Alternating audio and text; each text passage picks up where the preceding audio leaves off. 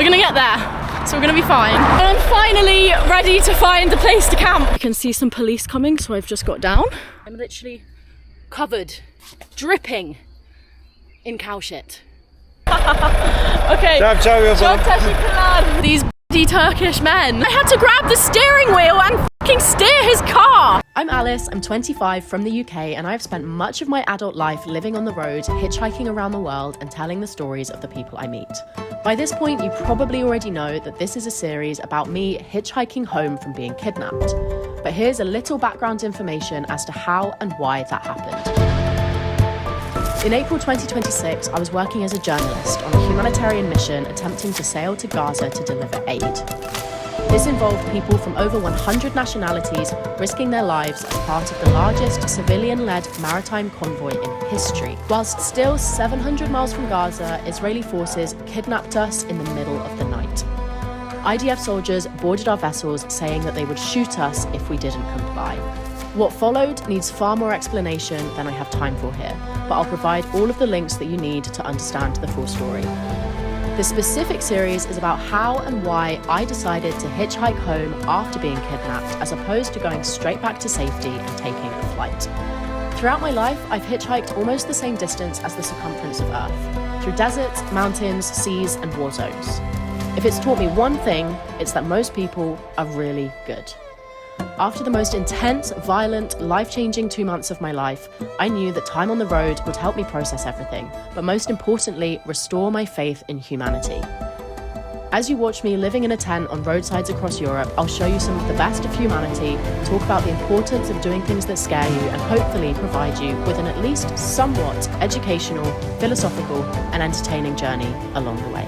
Welcome to day one of hitchhiking home from Turkey to the UK after being kidnapped. Right now, I need to navigate my way out of a 16 million people megacity and try and hitchhike on a road that looks a little bit like this, which is not going to be easy at all. But I can only try.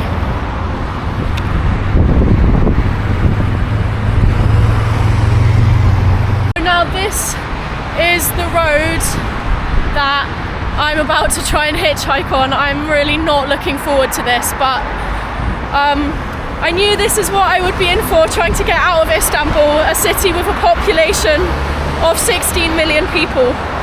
It's huge. But I've already done the worst of it on the metro, so fingers crossed it'll be alright. My aim was to cross into Bulgaria and go to camp in the Rhodope mountains by night time. But little did I know what I had in store for me whilst I was still in Turkey, and not to mention at the Turkish border. So I was just waiting on the side of the really fast motorway, and a taxi stopped for me and has offered me to take me to the outside of the city without charging me, which is very, very kind of him. It is amazing how vulnerable you feel on the side of a road when the cars are going really fast, but you've kind of just got to brick it, and I felt like that. I felt like a complete idiot with cars like racing past me. I think that's something that hitchhiking really just teaches you to do, is to not be embarrassed and to just stand there and look like an idiot until you get what you need, and I got what I needed in less than a minute, so I'm very grateful. And this guy's taking time out of his working day to take me to a safer spot, which is really amazing. And I mean, we're still in the city, like, I don't think the camera will really pick it up, but there is just buildings for miles and miles and miles. This city is humongous. I think it's about 45 kilometers in length, if not more.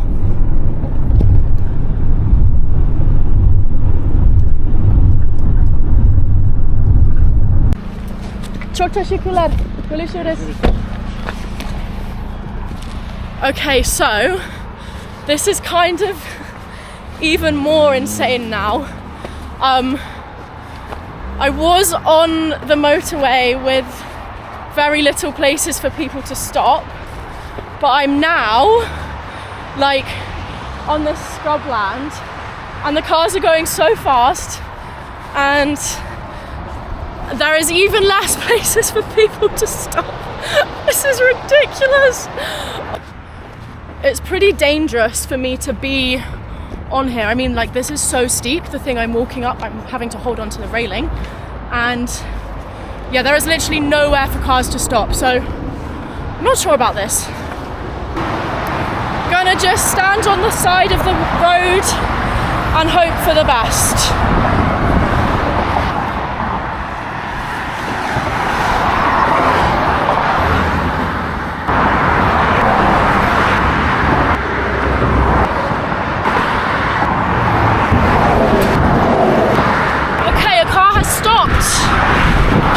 Let's see where they're going.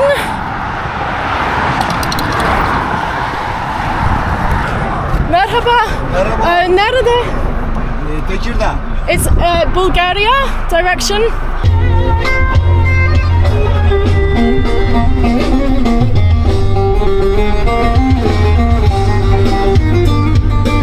So this car is going the whole way to the border, and we're now doing a karaoke.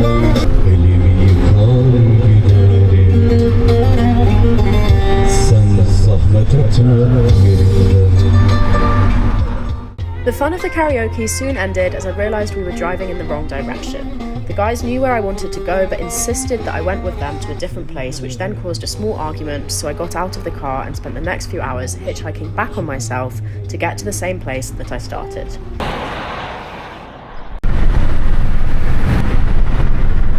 Otostop sorun yok. Sorun yok. Okay, teşekkürler. Motorcular var ya, onlar da alır, onlar da gidiyor. Okay. Motorcular da alır. Tamam. Okay, tamam. Teşekkürler. Oh my god, these Turkish men. That one that I just got in, who has now thankfully taken me to the very same place that I started in. He was so busy scrolling on Instagram reels that I had to grab the steering wheel and fucking steer his car.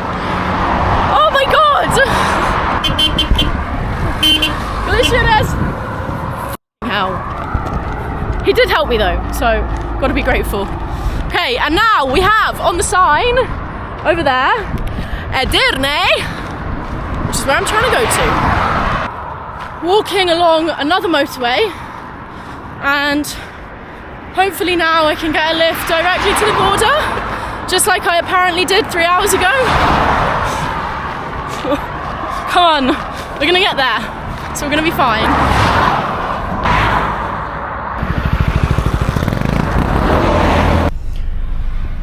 Okay, we're now about 2 hours on from when I filmed the last video, and I'm finally in a big lorry going to the border to Bulgaria, and the drivers are awesome. There's 2 of them. They don't want to be in the video, but I'm just having some coffee made for me right now,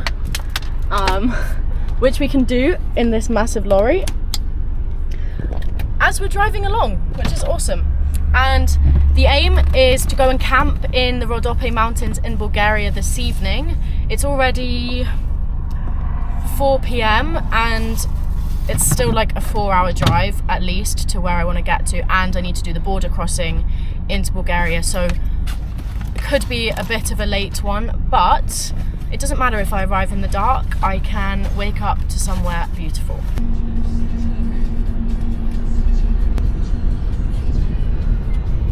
We have finally arrived at the border to Bulgaria, where my lovely drivers are going to leave me here because they're in a lorry, so they have to wait for hours to do paperwork, and me on foot, I can just go through straight away. I need to get out of this lorry and find where on earth I get my passport stamped. Tamam.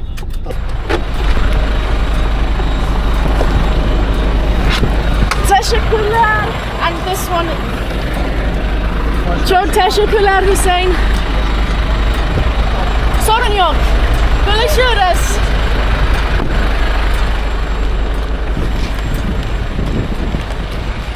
Now, I have learned far too many times the hard way not to film at borders, so I'm going to turn the camera off now and I'll start recording again once I'm in Bulgaria.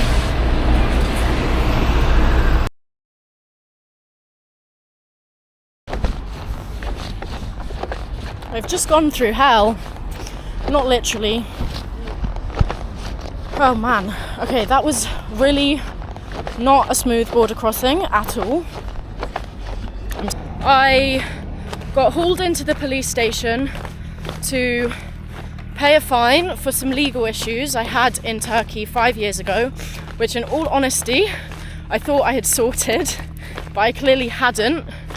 And for some of you, you might already know, some of you might not, I got banned from Turkey 5 years ago. The policeman was screaming at me. He was like slamming his wrist on the table and being so intimidating. And after having been through what I've been through in the last couple of weeks with people that are members of government bodies, it was not pretty. It's now 7 o'clock. I've only just crossed the border to Bulgaria. I'm like hours away from the place I wanted to camp, but that's okay. It's life. And I now need to navigate myself to a road that can take me in the right direction, because I don't think where I am now is very good. But there's some really pretty flowers around.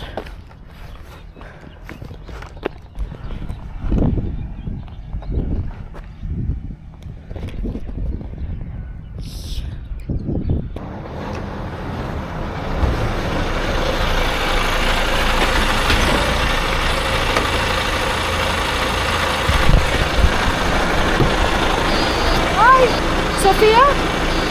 No, but this way? I am finally in a lorry. I think this is going to be my final ride of the day.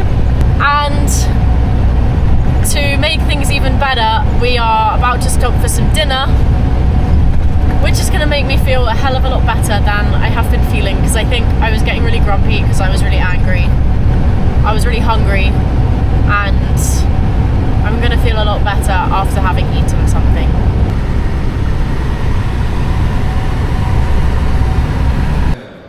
Every cloud does have a silver lining. I'm now having dinner bought for me by my wonderful new driver. Yemek çok güzel. Super. Çok teşekkürler.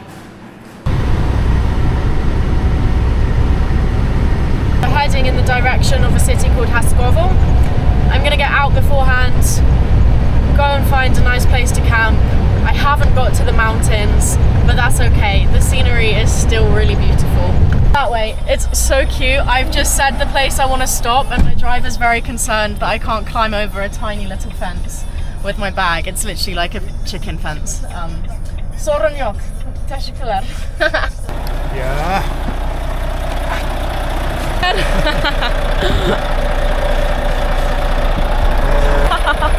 Okay. Çok teşekkürler. Sorun yok. I go this way. Sorun yok. I am very happy. Ciao. Ciao. Hadi bye bye. Bye. Please dikkat. I WhatsApp. Yes. I wait here and then I cross. Yes, of course. Teşekkürler. Aww.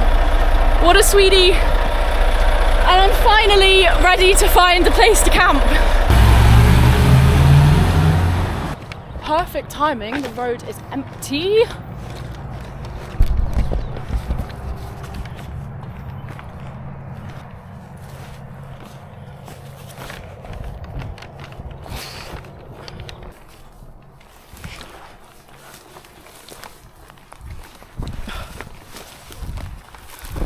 And this is the fence that he was scared I wasn't going to be able to climb, which is sweet. And I can see some police coming, so I've just got down.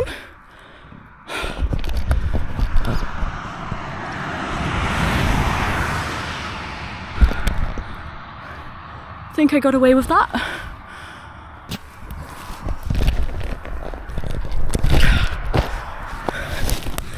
Okay, I'm literally like throwing my bag over fences and waiting for the cars to go, because I don't want anyone seeing that I'm wandering into the wilderness on my own.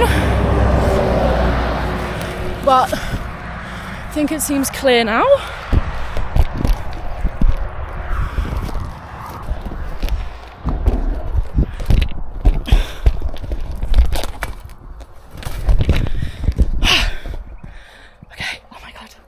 can hear the frogs in the water. I'm so excited.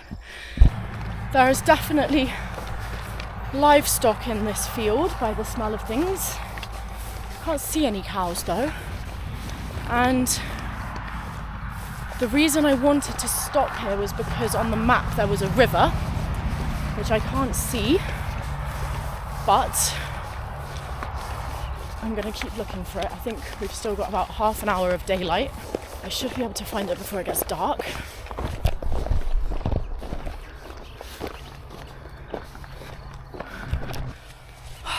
Gonna check out this little forest, which I think is where the water source might be, because there's loads of frog noises.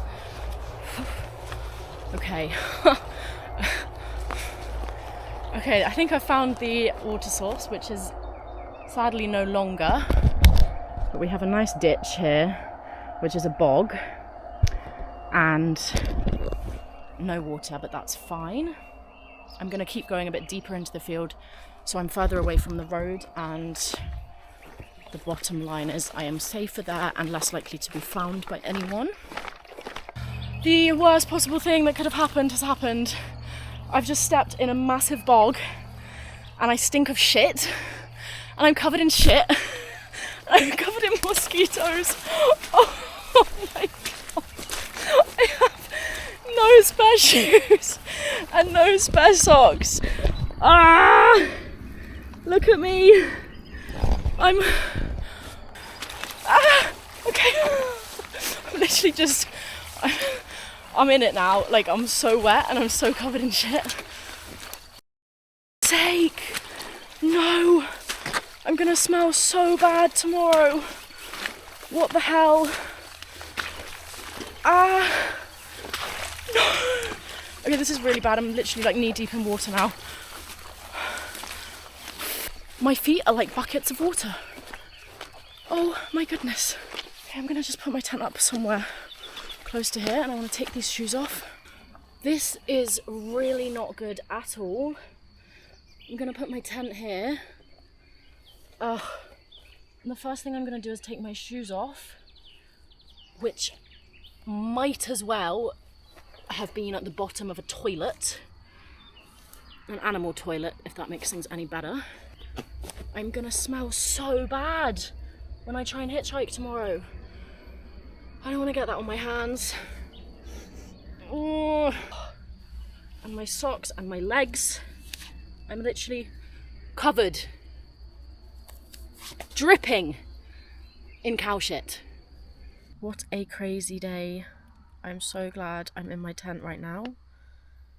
But my shoes are covered in shit.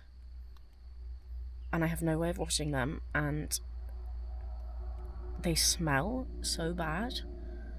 I feel so sorry for the first person whose car I get in tomorrow, and how on earth am I going to explain that to them when I get in the car? At least my tent's up. Oh my god. There was also this noise here earlier, and it sounded like wolves. It could have been dogs, but it didn't quite sound like dogs. And I'm kind of scared. I've never slept anywhere near wolves before, or at least not to my knowledge. And not on my own. I'll be fine. I'll be fine. And on that note, I am going to go to sleep. I'm going to try and get to Kosovo tomorrow. I'm going to deal with my shitty shoes.